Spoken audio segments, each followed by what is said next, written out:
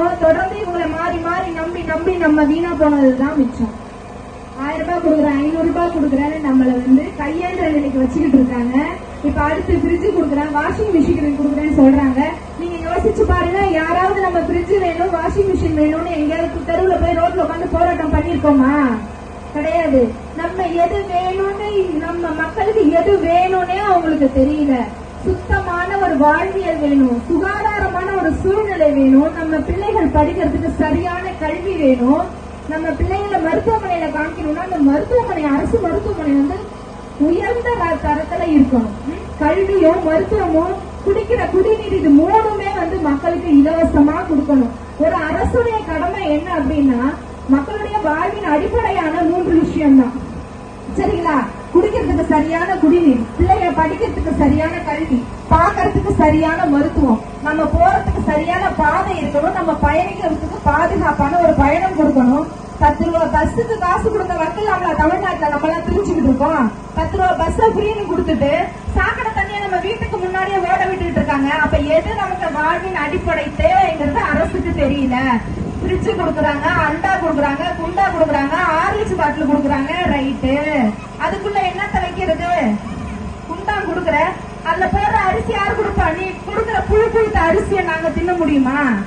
அரசு அமைச்சர்கள் யாராவது அந்த புழு புழுத்த அரிசியை சாப்பிடுவாங்களா? அரசாங்க அதிகாரிகள் யாராவது அதை சாப்பிடுவாங்களா? அப்ப ஏன் மக்களுக்கு தரமற்ற பொருட்களை தராங்க? நம்ம ஊர்ல நெல்லு விளையாம இருக்கா? விளையுதுல்ல. ஏன் ரேஷன் அரிசி மட்டும் குண்டு குண்டா இருக்கு? ஏன் ரேஷன் அரிசி மட்டும் கலரா இருக்கு, பழுப்பு நிறமா இருக்கு? ஏன் அது மட்டும் வடிச்சா ஒரு மாதிரி நாறுது? ஏன்னா அவங்க அதை சாப்பிடணும்னு அவசியம் இல்ல, மக்கள் அவ்வளவு கீழ்த்தரமா நினைச்சுக்கிட்டு இருக்காங்க. அப்போ நம்மளுடைய உரிமைய நம்ம அவங்ககிட்ட 200 ரூபாய் காசை வாங்கி, ஓட்டுக்கு காசை வாங்கிட்டு நம்ம விட்டுடுறோம். அடுத்த 5 வருஷத்துக்கு அவங்க நம்மளை பத்தி கவலைப்படவே மாட்டாங்க. ஒரு அம்மா இருக்காங்க, அப்பா விஜயகாந்த் கட்சி எதுக்கு தொடங்கினாரு? திமுகவை எதிர்த்து தொடங்கினாரு. ஆனா இன்னைக்கு அந்த அம்மா என்ன பண்ணிருக்காங்க? அவங்கள்ட்டே கொண்டு போய் கட்சி அடகு வச்சிருக்காங்க. விருதாச்சலத்துல திமுக தொடர்ந்து 20 வருஷமா நேரடியா நிக்கவே இல்ல. ஏன்? அப்ப இந்த தொகுதி மக்களை பத்தி கவலை இல்ல. 25 ஆண்டு காலம் இங்க காங்கிரஸ் ஆட்சியில இருக்கு, மத்திய ஆட்சியில இருக்கு, மாநிலத்துல ஆட்சியில இருக்கு. ஏன் இந்த சாலை வசதி இப்படி இருக்கு? ஏன் இந்த சாக்கடை தண்ணி ஓடிக்கிட்டே இருக்கு? 25 வருஷத்துல ஒருத்தவங்க கூடமா அந்த மண்ணையும் மக்களையும் நேசிக்கிறவங்க இந்த ஊருக்கு வரல. ஒருத்தவங்க கூடமா இந்த தெருவுல வந்தது இல்ல. ஒருத்தவங்க கூடமா ஓட்டுக்கிட்டு வரல. இதெல்லாம் பார்க்கும் போது நமக்கு வயிறு எரியுது இல்ல. நான் உங்க அக்காவா இருக்கேன், உங்க தங்கச்சியா இருக்கேன், உங்க பிள்ளையா இருக்கேன். இதை பார்க்கும் போது எனக்கு எரிச்சல் வருது. அவங்களை பொறுத்த முடியும் நீங்கெல்லாம் ஓட்டு நம்பர் 1. இந்த ஊர்ல 10 ஓட்டா 200 ரூபாய் கொடுக்கணுமா? அவ்வளவுதான் அவங்க கணக்கு. நம்மள எந்த அளவுக்கு கீழ்த்தரமா நினைச்சுக்கிட்டு இருந்தாங்கன்னா இதுவரைக்கும் ஓட்டு கேட்டு யாராவது வந்திருக்காங்களாமா? வந்ததில்ல. இது முனைக்கும் வேட்புமனு கூட தாக்கல் பண்ணல. இன்னும் 20 நாள் இல்ல தேர்தலுக்கு. என்ன காரணம்? அவங்களுக்கு தேர்தல் வேலை 2 நாள் தான். நைட்டோட நைட்டா 200 ரூபாய் கொடுத்தா முடிஞ்சு போச்சு. அப்ப மக்களை பத்தி சிந்திக்க வேணாம், சின்னத்தை கொண்டு போய் சேர்க்க வேணாம். அவங்களுக்கு அதை பத்தி எந்த கவலையும் கிடையாது. ஆனா உங்க பிள்ளைகள் நாங்க அப்படி கிடையாது. சரியான படிக்க சரியான கல்வி, குடிக்க சரியான குடிநீர், தடையற்ற மின்சாரம், கல்வி, கல்விக்கேற்ற வேலை, அதை கொண்டு வாழ்கின்ற பெருமை மிக்க வாழ்வு அப்படின்னு சொல்றோம். இதுதான் பெருமை மிக்க வாழ்வா? இந்த வாழ்வு உங்களுக்கு கொடுக்கறதுக்கா நாங்க கட்டிட்டு கிடக்குறோம்? வெயில மழைன்னு பார்க்காம 12 மணி வெயிலையும் சுத்திட்டு இருக்கோம். பாவம், எங்க கூட இந்த எலெக்ஷன் ஆபீசர்ஸ் சுத்திட்டு கிடக்குறாங்க. அப்ப நீங்க யோசிக்கணும், ஓட்டுக்கு 10 ரூபாய் நாங்க கொடுக்க மாட்டேன், உங்க பிள்ளை நான் தேர்தல் நினைக்கிறேன். யோசிச்சு பாருங்க. மெட்ராஸ்ல இருக்கிற அந்த அம்மாவுக்கு நீங்க ஒரு மனு கொடுக்கணும்னா மெட்ராஸுக்கு போறது உங்களுக்கு சிறப்பா? இந்த பக்கத்து ஊர்ல இருக்கிற கொத்தமூர் என்னோட சொந்த ஊரு, நீங்க அங்க மனு கொடுக்கறது உங்களுக்கு சிறப்பா? புரியுதுங்களா? ஒரு அவசரம் ஒரு ஆஸ்பத்திரிக்கு போகணும், பக்கத்துல இருக்க டாக்டர் பாப்பீங்களா எமர்ஜென்சினா?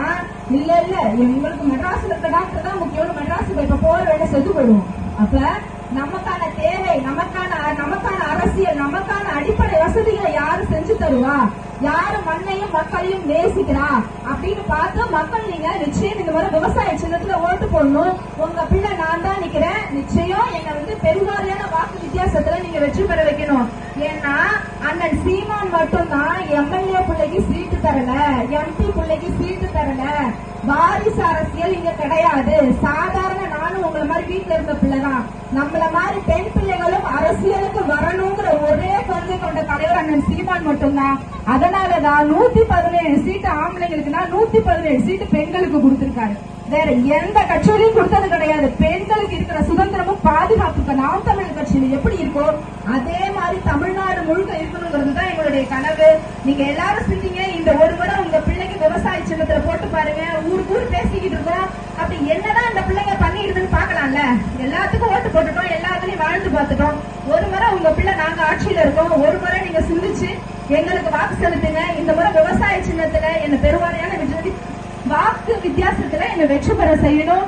அடுத்து நம்மளுடைய நிலை நிச்சயம் மாறும். நம்பிக்கையோட இருங்க. நானும் நீங்க எல்லாம் வாக்கு செலுத்துவீங்கன்னு ரொம்ப நம்பிக்கையோட கிளம்புறேன். நன்றி. நீங்க தான் சரியா தேர்ந்தெடுக்கணும். நம்ம பிரச்சனையை யாரு வந்தா சரி செய்வாங்களோ அவங்களதான் தேர்ந்தெடுக்கணும். 1000 கொடுக்கறவங்க 500 கொடுக்கறவங்க அடுத்தவங்க நாட்டை திருடத்துக்கு தான் பார்ப்பாங்களே தவிர யாரும் நமக்கு நல்லது செய்யறதுக்கு இங்க வரவே கிடையாது. அப்படி இத்தனை வருஷம் நமக்கு நல்லது செய்யணும் யாராவது ஒருத்தவங்க வந்திருந்தா நமக்கான உரிமை நமக்கு கிடைச்சிருக்கும்ல. அப்ப இத்தனை வருஷமாயே நமக்கு கிடைக்கலன்னா வர்ற எல்லாருமே ஓட்டுக்கும் சீட்டுக்கும் நோட்டுக்கும் வர்றவங்க தான். யாரும் நாட்டுக்கும் மக்களுக்கும் வர்றவங்க கிடையாது. மக்கள் நீங்க எல்லாமே சிந்திக்கணும். நமக்கான உரிமையை யார் பெற்று தருவா? உண்மையிலேயே மக்களுக்கு யாரு நல்லது செய்யணும் விருப்பப்பட்டு வராங்களோ அவங்களுக்கு தான் நீங்க வாக்களிக்கணும். நான் ஓட்டுக்கு 1 ரூபாய் கொடுக்க மாட்டேன். உங்க ஊர்ல பிறந்த பிள்ளை நானு. அடுத்த தலைமுறை பிள்ளை அரசியல் நோக்கி ஒரு பொம்பளை பிள்ளை தைரியமா எல்லாத்தையும் எழுத்து பேசிட்டு வந்துகிட்டு இருக்கோம்ல. அப்ப நீங்க எனக்கு ஆதரவு தெரிவிக்கலாம்ல. விவசாய சின்னத்துல வாக்கு போடலாம்ல, ஓட்டு போடலாம்ல. ஒரு முறை எல்லாத்துக்கும் போட்டு போட்டு பழகிட்டோம்ல. இந்த ஒரு முறை விவசாய சின்னத்துக்கு ஓட்டு போடலாம்ல. போட்டு எங்களுக்கு ஒரு வாய்ப்பு தரலாம். உங்க பிள்ளை நான் வந்தா என்ன செய்வேன் அப்படிங்கறத எனக்கு அதிகாரமும் ஆட்சியும் கையில கிடைக்கும் போது தானே தெரியும். உங்க எல்லாத்தையும் கேட்டுக்கிறேன். உங்க பிள்ளை உங்க மண்ணில் பிறந்த பிள்ளை நான் நிக்கிறேன். இந்த ஒரு முறை விவசாய சின்னத்துல ஓட்டு போடுங்க. உங்க சகோதரியான எனக்கு ஆதரவு தெரிவிங்க. நமக்கான உரிமைகளை நிச்சயம் நான் பெற்று தருவேன். சரிங்களாக்கா? எத்தனை எலெக்ஷன் இந்த தெருவுல வந்திருக்காங்க. யாராவது ஏன் இந்த தெருவுல சாமி வரல இது வரைக்கும் கேட்டிருக்காங்களா? 1000 கொடுக்குறேன், 500 கொடுக்குறேன், 200 கொடுக்குறேன் சொல்லிருக்காங்களே தவிர யாராவது நமக்கான பிரச்சனைகளை பேசியிருக்காங்களா? யாரும் பேச மாட்டாங்க. மக்கள் நீங்க சிந்திக்கணும். நமக்கு என்னது உங்களுக்கு என்னை பற்றி அறிமுகம் என்ன வேணும்? நான் மண்ணுக்கும் மக்களுக்கும் நல்லது செய்யணும் அப்படின்னு கட்சிக்கு வந்திருக்கோம். நாம் தமிழர் கட்சியில இருக்கிறோம். நீங்க சிந்திக்கணும். ஓட்டுக்கு 1 ரூபாய் கொடுக்கவே மாட்டோம் இந்த பிள்ளைங்க. அதனால உங்க வரி பணத்தை நாங்க திருட போறதும் கிடையாது. இந்த சுவர் திரம்பலங்கள்லாம் நீங்க பார்க்கலாம். உங்க வீட்டுக்கு முன்னாடி நிறைய சின்னங்கள் வரைஞ்சிருப்பாங்க. ஆனா அதுல விவசாய சின்னங்கிறது இருக்காது. காரணம் என்னன்னா நாட்டுல விவசாயமே இல்லை. எங்க இருந்து விவசாயம் இருக்க போகுது? விவசாய சின்னம் இருக்க போகுது. மக்கள் ஒவ்வொரு வீட்டிலையும் விவசாயி இருக்கான், ஒவ்வொரு எண்ணத்திலையும் விவசாயி இருக்கான். அதனாலதான் நாங்க பெருசா சுவர் விளம்பரம் செய்யல. ஏன்னா ஒவ்வொரு வீட்லயும் விவசாயி இருக்கும் பொழுது உங்களுக்கு விவசாய சின்னத்தை நாங்க வரையணும்னு அவசியம் இல்லை. நம்ம ஒவ்வொரு எண்ணத்திலையும் இருக்கான் விவசாயி. எங்கிருந்தோ வந்தவங்கெல்லாம் நம்ம ஊருக்கு வெற்றி பெறாங்க ஒவ்வொரு முறையும். ஆனா 25 ஆண்டு காலமா இங்க காங்கிரஸ் ஆட்சியில இருக்கு. இது வரைக்கும் இந்த தெருவுல லைட் எரியுது. இந்த வெளிச்சத்துல எங்கிருந்து இருக்கிறது? கால்வாய் கிடையாது. ஒவ்வொரு ஊர்லயும் இதே பிரச்சனை தான். எந்த ஊர்லயுமே தெருலைட் எரிய மாட்டேங்குது, தண்ணி வர மாட்டேங்குது, சாலை சரியா இருக்க மாட்டேங்குது, கழிவுநீர் பாதை கிடையாது. எல்லா ஊர்லயும் இதே பிரச்சனை தான். இதை எல்லாத்தையும் சரி செய்யணும். உங்க பிள்ளைகள், நாம் தமிழ் பிள்ளைகள், நாங்கள் ஆட்சிக்கு வர வேண்டும். இந்த ஒரு முறை நீங்க படிச்ச பிள்ளைங்க, அடுத்த தலைமுறை பிள்ளைகள் அரசியலுக்கு வரோம். மாத்தி மாத்தி எல்லா சின்னங்களுக்கும் ஓட்டு போட்டுட்டீங்க. இந்த ஒரு முறை விவசாய சின்னத்தை தேர்ந்தெடுங்க. உங்க பிள்ளை இந்த மண்ணில் பிறந்த பிள்ளை, படிச்ச பிள்ளை. நிச்சயம் நீங்க கைவிட மாட்டீங்க. நம்புற விவசாய சின்னம் மறந்துடாதீங்க. விவசாய சின்னத்துல ஓட்டு போடுங்க. நன்றி.